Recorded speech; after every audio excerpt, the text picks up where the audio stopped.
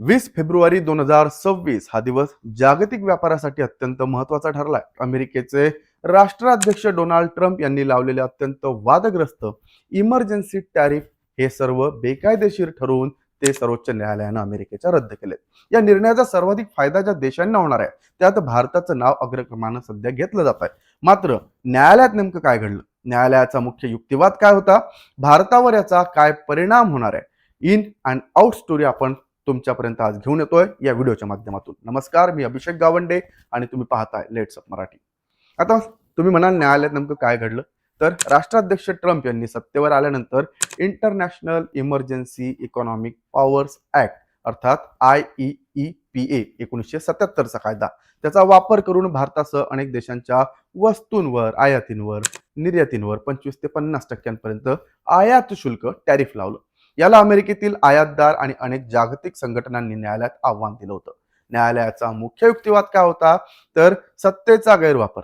सर्वोच्च न्यायालयानं 6-3 अशा बहुमतानं हा निकाल दिलाय. खंडपीठाने त्यांच्या राष्ट्राध्यक्षांनी त्यांच्या कायदेशीर मर्यादेबाहेर जाऊन हे कर लावलेत आणि असंही त्यांनी यावेळेस आपली टिप्पणी दिली आहे. काँग्रेसचा हा अधिकार आहे. अमेरिकेच्या राज्यघटनेनुसार कर लावण्याचा किंवा आयात शुल्क ठरवण्याचा हा प्राथमिक अधिकार हा अमेरिकन काँग्रेसला म्हणजेच अमेरिकन संसदेला आहे, राष्ट्राध्यक्षांना तो नाही आहे. दुसरा आहे की IEEPA अर्थात तो जो कायदा आहे इमर्जन्सी ऍक्टचा, त्याच्यात काय आहे तर न्यायालयानं स्पष्ट केलंय 1977चा हा कायदा राष्ट्राध्यक्षांना आणीबाणीच्या काळात व्यवहार रोखण्याचे किंवा मालमत्ता जप्त करण्याचे अधिकार देतो, परंतु व्यापार कर अर्थातच टॅरिफ लावण्याचा अधिकार देत नाही. या निकालामुळे ट्रम्प यांनी लावलेले रेसिप्रोकल टॅरिफ तत्काळ प्रभावानं अवैध ठरले. आता भारतासाठी हे कॅन्सल झालंय का, याचे परिणाम काय होतील, तर भारतासाठी ही बातमी आता अत्यंत महत्वाची ठरतेच, कारण भारताला ट्रम्प यांनी टॅरिफ किंग म्हटलं होतं आणि सर्वाधिक 50% टॅरिफच्या कक्षेत त्यांनी भारताला आणून ठेवलं. आता 50% कराचा बोजा हटला का, तर भारताकडून अमेरिकेत जाणाऱ्या कापड, IT सेवा, औषधं, हिरे, ज्वेलरी यांवर जो अतिरिक्त कर लादला गेला होता तो आता कायदेशीररित्या रद्द झाला. परतावा आता याचा रिफंड काय असेल, तर सर्वात महत्वाची गोष्ट ऑगस्ट 2025 पासून भारतीय निर्यातदारांनी किंवा अमेरिकन आयातदारांनी जो अब्जावधी डॉलर्सचा कर भरलाय तो परत मिळण्याचा, रिफंड होण्याचा मार्ग आता मोकळा झालाय. एका अंदाजानुसार ही रक्कम किती आहे, तर 130 अब्ज डॉलर्स पेक्षाही जास्त असू शकते. व्यापार युद्ध थांबलं का, तर भारतानं अमेरिकन टॅरिफच्या बदल्यात अमेरिकन सफरचंद, अक्रोड, बोईंग विमानांच्या खरेदीवर निर्बंध आणण्याची तयारी केली होती. आता हा तणाव कमी होण्याची शक्यता आहे. इन अँड आउट स्टोरी काय, तर सध्या इन काय तर म्हणजे चालू काय आहे, तर न्यायालयानं जुना निर्णय रद्द केला असला तरी व्यापार पूर्णपणे करमुक्त झालेला नाहीये.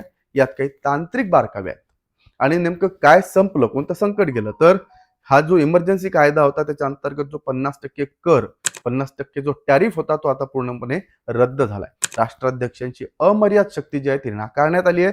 आता राष्ट्राध्यक्ष स्वतःच्या इच्छेनुसार कोणताही नवा कर लादू शकणार नाहीये, त्यांना संसदेची परवानगी घ्यावी लागणार आहे. आता नेमकी परिस्थिती काय, तर न्यायालयाने निकाल दिल्यानंतर काही तासांतच ट्रम्प यांनी सेक्शन 122 अंतर्गत नवा 10% टॅरिफ जो आहे तो जाहीर केला. हा कर तात्पुरता जवळपास 150 दिवस पर्यंतच आहे, पण तो सध्या लागू झालेला आहे. आता भारत आणि अमेरिका यांच्यात एक साईड डील झालेली आहे, ती म्हणजे भारतानं रशियाकडून तेल घेणं पूर्णपणे बंद केल्यास अमेरिका भारतासाठी टॅरिफ जो आहे तो पुन्हा 18% खाली आणेल. आता हा करार न्यायालयाच्या निकालापेक्षा वेगळा आहे आणि तो अजूनही चर्चेत आहे, मात्र तो वेगळा असल्यानं त्या कक्षेत येत नाही. आता या आधीचे 2018चे स्टील आणि अल्युमिनियमवरचे जुने कर तेही अजूनही कायम आहेत, कारण ते वेगळ्या कायद्यांतर्गत सेक्शन 232 अंतर्गत येतात. आता भारतावर होणारा आर्थिक परिणाम, तर त्यातलं पहिलं एक की निर्यात वाढेलच. भारतीय कापड उद्योग, टेक्सटाईल्स आणि अभियांत्रिकी वस्तूंची अमेरिकेतली मागणी जी आहे ती पुन्हा वाढेल, पूर्ववत होईल, त्यांच्या किमती सुद्धा आता कमी होतील. दुसरी गोष्ट शेअर बाजार, तर शेअर बाजारात IT कंपन्या आणि औषध कंपन्या, फार्मा कंपन्या ज्या आहेत त्यांच्या शेअर्समध्ये या निकालामुळे कुठेतरी तेजी येण्याची शक्यता जी आहे ती निर्माण होऊ शकते.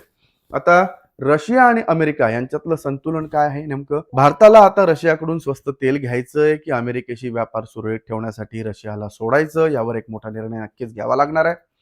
पुढं काय होणार, अर्थातच कन्क्लुजन काय, तर न्यायालयाच्या या निर्णयामुळे ट्रम्प प्रशासनाला मोठा धक्का बसलाय. तरीही ट्रम्प यांनी माघार न घेता नव्या कायद्यांचा आधार घेऊन 10% कर जो आहे तो लावलाय. याचा अर्थ असा की कायदेशीर लढाई सुरू राहील. नव्या 10% करालाही पुन्हा न्यायालयात आव्हान दिलं जाण्याची शक्यता आहे.